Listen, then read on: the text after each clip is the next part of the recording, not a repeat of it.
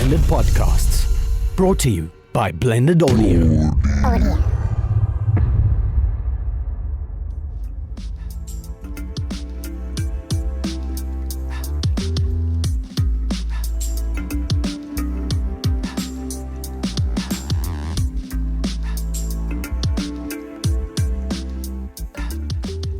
Hello and welcome to Centre Stage, the South African Film and Theatre podcast. I am Peter Bates and joined today, as always, by Alistair King and Daniels, and today we have an interesting, I think interesting topic to discuss. We also hope you think it's interesting too. And that's about this recent phenomenon in particularly films, recent in quotation marks, in the past few years. Reboots? Of doing reboots, remakes, Sequels? prequels, Trequels? trequels. Is that a thing? No, it's not.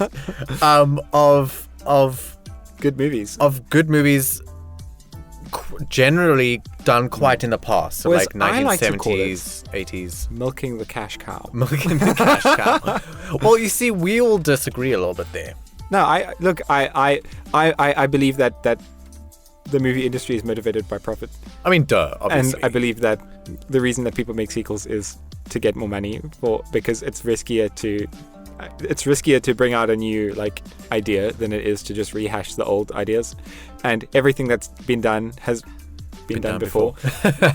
So yeah. But I mean, that's just my little nihilistic, sad, Kabbalistic viewpoint of things. This is like a sad thought. But at the same time, you can hold that belief, like I do, but also think that sometimes they are done well. Yes. And it's good. Yes. And as a movie, if it was its own, it is a good movie. Yeah. So, examples. Give me some examples, Peter. Okay, so the first one that actually comes to mind is a very, very old movie. I don't know, like 1968 or something. I don't know. The Thomas Crown Affair with Steve McQueen, which was a really great movie. Yeah, actually, I watched it. I actually rewatched it about 2 years ago. It was very good. And that was remade in 1990 something with Pierce Brosnan in it. Mm-hmm. And the original movie was really, really well regarded. It was well reviewed and considered a really good movie. And I think the remake was also considered good, but not as good. Okay, yeah. But again, it's it's like a modern remake. An interesting point behind that was Pierce Brosnan at the time was also playing. I almost said Shakespeare once. Pierce Brosnan was also playing James Bond, and in the movie The Thomas Crown Affair, he had to wear a bow tie, but Pierce Brosnan in a bow tie was actually copyrighted or something like that, was as James Bond. So he couldn't wear a bow tie in that movie, so he wore this an open neck shirt with a bow tie dangling untied in the middle of a black tie dinner party, and everyone was like, what the heck's going on with this guy? It was pretty strange, but yeah, that's just an interesting little anecdote. So that's the one that immediately comes to mind that I've recently watched and experienced. Consumed. Oh, that's the thing. Hey, it's all about consumption. That's the thing. Once you start categorizing it as that. I mean, last week you were talking about tweets, and you said a tweet is something that can be consumed in seconds. And I just thought, ooh, that's sad. It's an idea, and it gets consumed. Gulp. It's gone. Anyway, I'm sure you. What are you thinking of? Examples I have is Planet of the Apes. Oh yeah, Planet of the Apes. That was 1970 something, I think. I have no idea. I think I watched the original. It was good for its time. It was a great movie. It was a great movie. Great story and everything, and very well done. And now over the past few years, I think they've stopped now. But they made it sort of like a trilogy. Yeah, it spawned a whole new trilogy. Yeah. And then that even turned into a franchise, because I think it was even more than just a trilogy. There was a spin-off movie as well. It was the one with the apes in the jungle. Yeah. They're all about, but it was the one I watched was actually really good. I really enjoyed it. The thing about it is that because people often lump reboots and remakes into the same sort of category. What is the difference between a remake and a reboot? And the difference between a remake and a reboot is a remake is you take a script and you do the script minor changes, you remake it with a different cast or whatever. Think about what's that? Death at a Funeral? Oh, yeah, I've watched So you got both. the original. They're both amazing, though. And then you got the more recent one. Yes. And they're both practically the exact same. They So just that's got a remake. They got a different cast and different location, but I mean, it's practically the same thing. That's a remake. Yeah. A reboot is when you take the idea of the Like original. Charlie's Angels. Like Charlie's Angels, yes, that's another one. Or like Planet of the Apes. And Thunderbirds. And Thunderbirds, yes. Ocean's 11. Because it's not this. Yeah, Ocean's 8. Ocean 11. Well, Ocean's 8 is the reboot. Ocean's 11 was a remake. Oh, I didn't know and that. Then Ocean's 8 was a reboot of the remake of the original movie. Okay, interesting. But the idea is that you take the characters that might have been there, or the idea of the original, and then you reboot it to have a different story. So Planet of the Apes or Rise of the Rise of the Planet, Dawn of the Planet, whatever. So they all got monkeys on. And jungles. they rebooted the franchise, and they told the story of how it all happened, because I think the originals was when it had happened, like the apes the rise of the apes. The rise I'm had with you. happened, and it was like in the future, and now they set in like, so it's the same universe, yeah, but it's a different thing. And like Charlie's Angels, I haven't seen the new one, but it's got the same sort of tropes, the same sort of idea, three Charlie's Angels fighting crime, whatever, but it doesn't have a definite referral to the original, other than the tropes it uses, if you know what I mean. The same with Star Wars. Yeah, they've continued the story. Is that a reboot? That's like when sequels. When that's was like the a last, continuation. When were so they made A New Hope, which was then then retroactively called Episode 4. Yes. And then they made Episode 5 and 6. Yes. Then they made Episode 1, 2, and 3. Yes. And I think the last one was released in 2003. Yeah. And then only recently Revenge. they made Episode 7. 7, 8, and 9. And then there's a whole bunch of spin-offs. So it's actually reboots, remakes, and spin-offs. So Yeah. it's like the origin stories of the characters. Yes. So that's a spin-off, right? Because it's like spin-off. Yeah, it's sort of, I would classify it as almost similar as a reboot. No, it can't be a reboot because there was never an actual story about Han Solo before. I would say so. Episode 7 is a reboot because it's like starting the franchise again from where it left off. No, I would say that's a sequel. What? Episode 7. It's also 7, 8, and 9 are sequels. It is a sequel, but it's also a reboot. It's taking the canon of the originals. Yeah. Like all that did actually happen, and they're just continuing the story. Whereas with Charlie's Angels is a reboot because they might I haven't, like I said, I haven't it's watched kind of like a new beginning. A new beginning. Oh, so reboot's a new beginning, basically. Yeah. Interesting. Yeah, I never understood why, just since we're talking about Star Wars, why they never made an Episode 1, 2, and 3. It just starts at Episode 4. It's very strange. Yeah. I think it's because George, in his infinite wisdom, wanted to do like his first movies the first one was A New Hope, but then I think in his idea of his story he was like, but there's something before it. So yeah, but they just never made the movies. I mean, Star Wars Episode 1, that doesn't even exist. It's not even a thing. Okay, Peter, we have an original trilogy. They're not real. I mean, I know some people think that there is an original, like a first trilogy, but I've never seen it. So either that or I've erased it out of my mind because they were crap. But this brings us to another point about my remakes. headcanon. You see, that's my headcanon. That's your headcanon. That brings us to another point about what it means to be a reboot and a remake. Is some people absolutely hate them. Like, if you take something that was great, maybe a nice trilogy, and then you add extra things onto it, maybe in the beginning of the story, or sequels, or you take it and you change it, like Ghostbusters. Ooh, that was a train smash. And now they're making another one. Was that a... Okay, so it was a reboot. That was a reboot. Do you know why? Why? Because it had a completely different cast. Obviously, there was all-female cast. It didn't have a big reference to the original 3, and there's now a new movie called Ghostbusters Afterlife, which is actually a sequel from the original ones. This is too and it complicated. doesn't take into account this other new Ghostbusters. It's not in the canon. So in that one is a reboot because it's separate to the canon. Oh, it's actually confusing.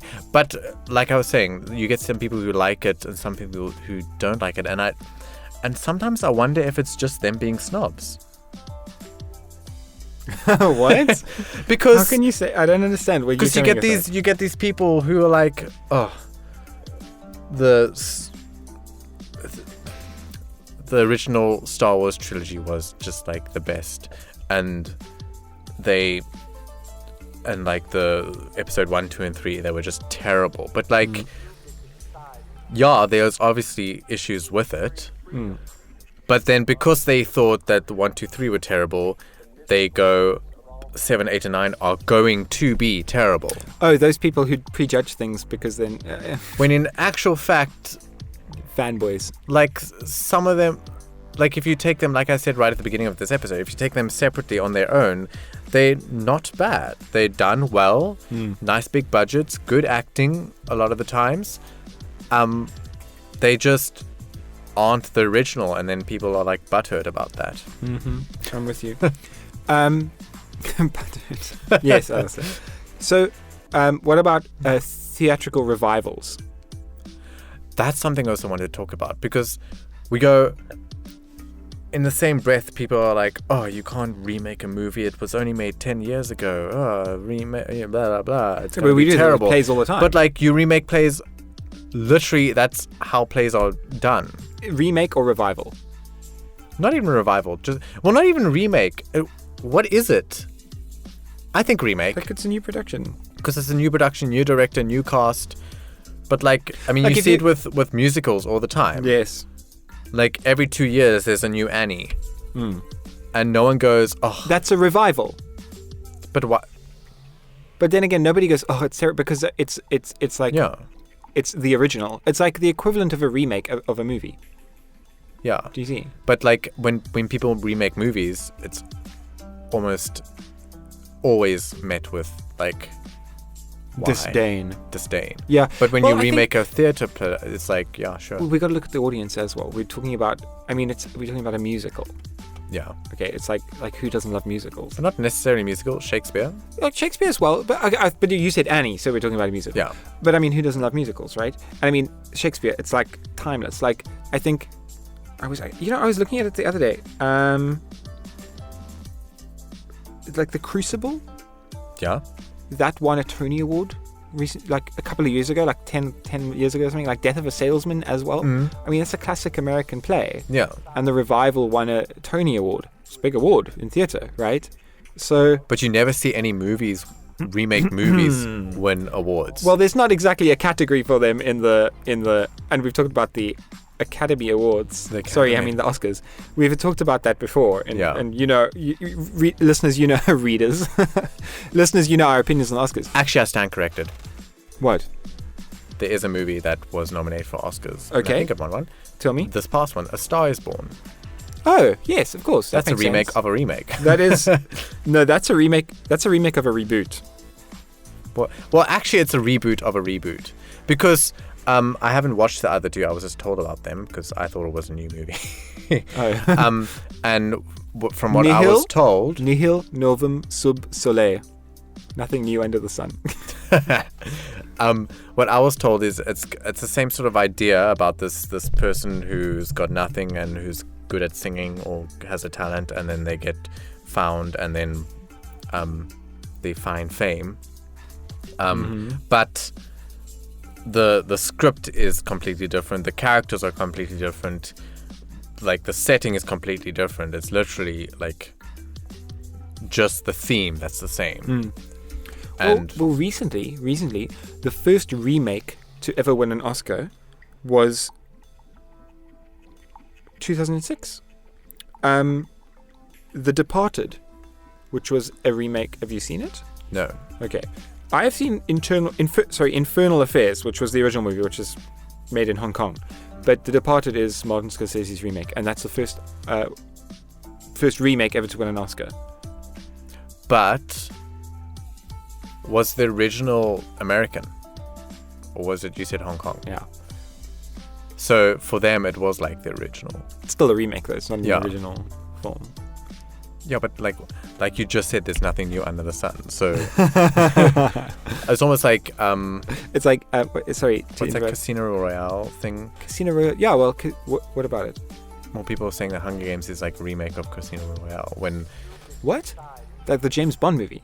No, not what? Casino Royale. What is it? It's something Royale where people kill each other. A battle royale. But yeah, maybe that. But that's like that. I think that term comes from like. No, but there was big quotes professional wrestling. No, there was this movie. I don't know if it was Japanese or Chinese. Oh yes, I know exactly what you're talking about. And then people were like, "But it's the same sort of idea." Yeah. But we don't think of Hunger Games as a remake of that. Yeah. So I'm saying in that sort of wavelength, was Departed like a remake? Was it billed as a remake? Yeah, it's a remake. Okay. Straight up remake. Yeah, what is that movie called now? I can't remember, but I know what you mean. But I mean, even that idea goes back to like Norse mythology. Yeah. With like Judgment Day, when like there will be this huge battle and everyone will be involved, and then they'll fight it out and there'll be one winner. So there really is nothing new under the sun. It's like the original thought that you've just had has already occurred to somebody else. Yeah. Even the thought that the thought has already occurred to someone else has already occurred to someone else. And even that thought, okay, and so going on, down a rabbit hole there. Infinite brackets. Yeah, look, I mean, I'm not opposed. I think it's I know I opened this episode by saying like, oh, it's just a cash grab and they're milking the cash cow and all that kind of thing. But it is valuable because it's. I mean, people like if something's really popular, why not? Now everyone, you often get people that are like, oh, but it's oh, it's so popular. Yeah, that doesn't necessarily make it good, but it's about entertainment, right? It's what people want to see. So give the people what they want. It's about bums on seats, right? But then you used to get those people who go, it's so popular, but in like a derogatory term. Yeah, but those like, people... everyone likes it. I've had a few chats with people who won't go to see a movie because everyone else has gone to see the movie. Which just bothers me. Do they get off on missing out? So it's not fear of missing out, it's like the pleasure of missing out, the joy of missing out. Yes. Oh, really? It's odd. It's weird. I've never understood that because I've always regretted not doing things more than I've regretted actually doing them. You see? Yeah. So to me, I don't really understand that headspace. I don't either. Yeah. And particularly in terms of movies. Yeah. I've said to some people oh, let's go and I would go and see that, and they're like, no, it's too popular, it's too much, everyone else is going, and sometimes it's about a remake where they go, everyone else is going, I don't think it's going to be good because it could never match the original. It's look, I mean, why don't you give it a try? Yeah, well, fair point. I mean, if you don't watch a movie, I'm not going to force you to watch a movie. Yeah, but I mean, just your thought process is troubling to me. Look, I mean, to be fair, if somebody was like, do you want to watch a bad movie or do you not want to watch a movie? I'd say, well, let's watch a bad movie. but that's just me. I'm like, I'd rather watch a movie than not. You know what I mean? Yeah. Like if I had nothing else to do, right? Exactly. Although I find myself being very selective because it's an hour and a half. It's a big chunk of time. Yeah. And then what happens if it's bad? I'm not somebody. If you have a book that's really bad, do you put it down and stop reading it? Have you ever had that experience? Yeah. I don't. I fight through it. I can't. I just can't bring myself to not know the end, even if it's terrible. I'm different with like visual mediums though. If there's actually just films. If it's a bad film, then generally I'll stick it out. If it's terrible, then I just say no. What's that Brad Pitt movie that we both tried? Oh, The Tree of Life. Tree of Life. Yeah, that was just too much. That was way too meta. I had not had enough. Drugs for that. Yeah, I needed way more of something. I don't actually know what it is yet.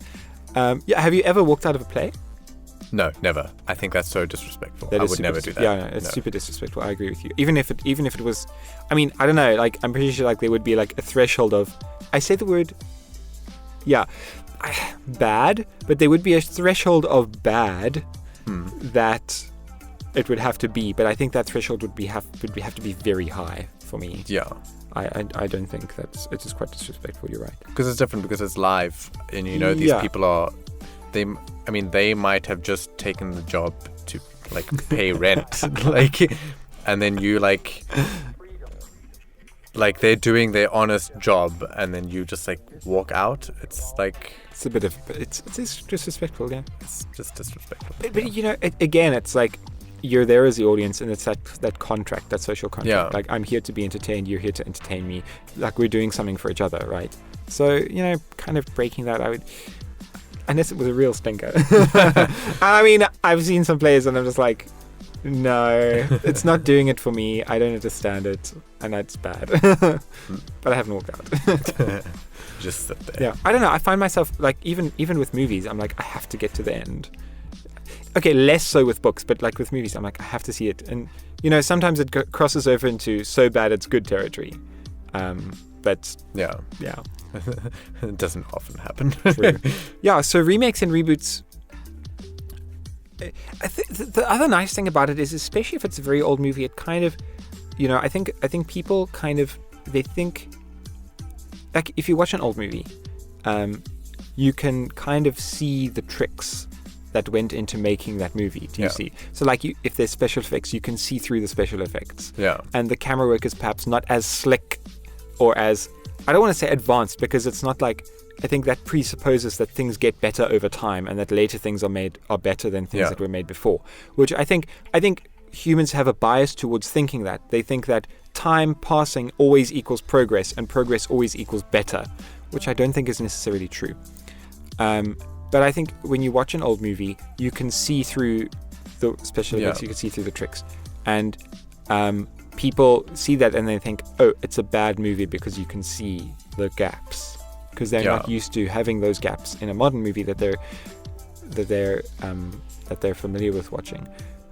Which I don't think is necessarily a bad thing. I mean, it's about suspension of disbelief as well, and if you're able to suspend disbelief, then you're going to enjoy something a lot more than if you if you don't just like sit there. Exactly. If you be critical and you sit watching being critical. Is that a jab at me? No, if it's a jab on our other episode that you you will right. listen to. Yes, of course you listen to us. Loyal listener. Yeah. So, if you're willing to suspend disbelief and suspend your conscious critical faculties, then you're probably going to enjoy something more, which is again quite ironic and something we didn't talk about last time. But the point that I'm trying to get to is that remakes kind of, or reboots at least as well, are nice because they kind of make something that's was popular in its time available to a new audience as well, in a way that they're more likely to enjoy or to appreciate or understand. So I think in a way that's also quite a role for them. So they have a role. Is that what you're saying? Yeah, well, there's a place. There's a place for them. I mean, you see often in fiction that's set off in the far future. Like, if you look at Back to the Future, it was like the movie on the screen, or like on the outside of, I think, Back to the Future 3 on the movie theater was like Jaws 24 or something like that. So it's like there's a sequel of a sequel of a sequel. I don't think we'll ever get to the point where original content will be completely supplanted by remakes and reboots. At least not to that. Well, I certainly hope that I swear, I hope I never see the day that we have Sharknado 25 showing in cinemas. Oh, please no. We'll have Sharknado 5, so they're getting there. hopefully slowly. 25 is my limit. At that point, I'm getting on the next rocket to Mars. That's my limit. So I don't think we'll ever see create new things. Or maybe we will in the capitalistic dystopian future that people are foreseeing for us.